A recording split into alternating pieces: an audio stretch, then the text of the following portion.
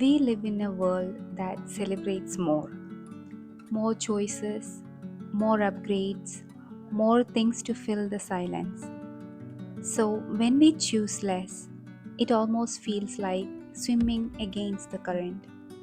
Minimalism promises freedom, but staying minimal in a world built for consumption is one of the hardest things you can do because it's not just about what you own, it's about what owns your attention, your peace, and your time. So, today, let's talk about why it's so difficult to stay minimalist and how we can make it more sustainable, meaningful, and real.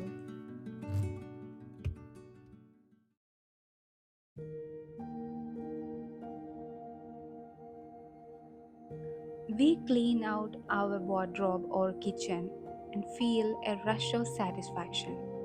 And then, without realizing it, we start to fill the empty space again. It's like a loop: declutter, buy new item, accumulate, and repeat. Minimalism is not about removing things to make space for more things. It's about redefining what enough means. A helpful way to break this cycle is by setting a small rule: one in, one out. Or even better, wait until something truly wears out before replacing it. That's how decluttering stops being an event and becomes a mindset.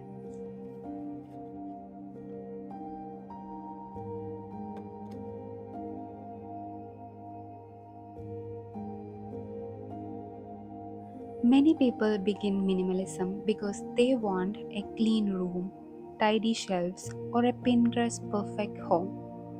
But that's not enough to keep the practice alive. Without a deeper reason, something emotional or personal, the lifestyle feels empty and temporary. Ask yourself, why do I want to live with less? Is it for mental peace, financial freedom, or more time for things that truly matter? When you have clarity on your why, minimalism becomes less about what you own and more about how you want to live. Purpose turns minimalism from a trend into the transformation.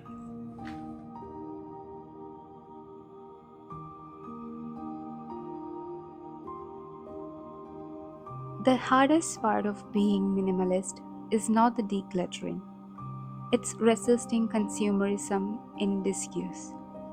We live in a world where everything is sold as a need, from self care products to productivity tools. Sales, influencer promotions, and limited time offers create emotional urgency that keeps us buying even when we don't need to. The truth is, consumerism is not just about things, it's about identity.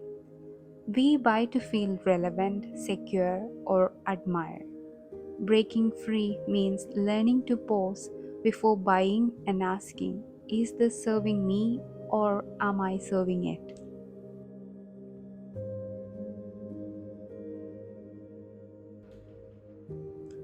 One major reason people give up is because they misunderstand what minimalism really is. Social media often paints minimalism as a luxury aesthetic, white walls, identical jars, expensive simplicity. But that's not minimalism.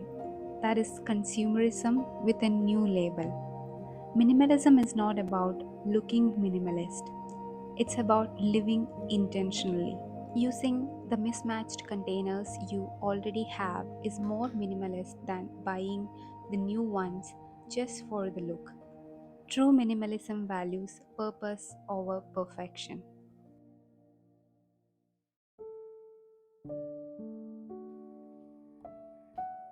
Many of us think buying cheap and often saves money, but it usually does the opposite.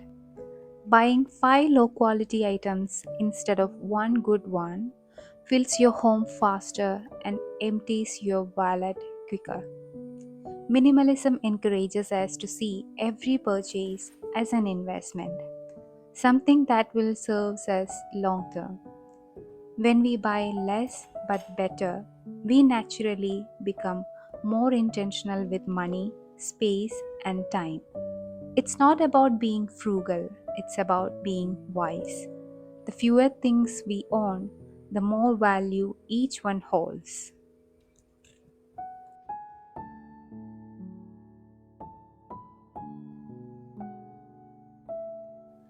Another reason why we fail to stick with minimalism is believing there is a single correct way to do it.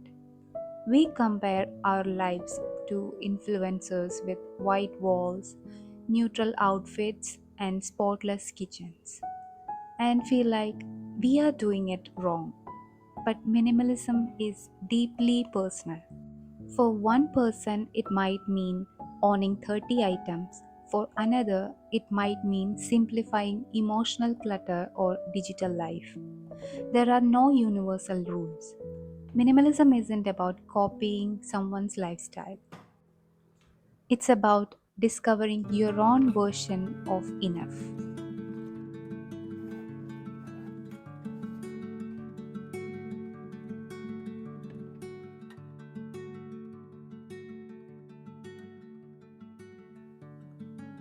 One of the biggest emotional challenges in minimalism is comparison.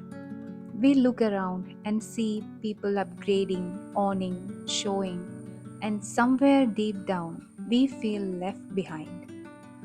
That quiet voice whispers, maybe I should have more too. But minimalism is not about what others have, it's about what you truly need. When we stop comparing, we start appreciating. Happiness in minimalism comes not from owning less, but from realizing we already have enough.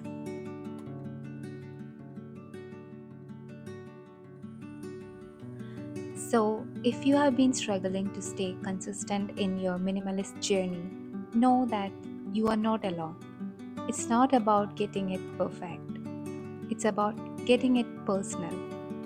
Minimalism is not about having less, it's about making space for what matters more: time, peace, clarity, and presence. The next time you feel lost or tempted to give up, just remind yourself you started this not to follow a trend, but to find freedom. If this message resonated with you, let me know in comments what part of your minimalist journey feels hardest right now. I really appreciate if you like and share this video with someone. Thank you for watching. Until see you next one. Take care.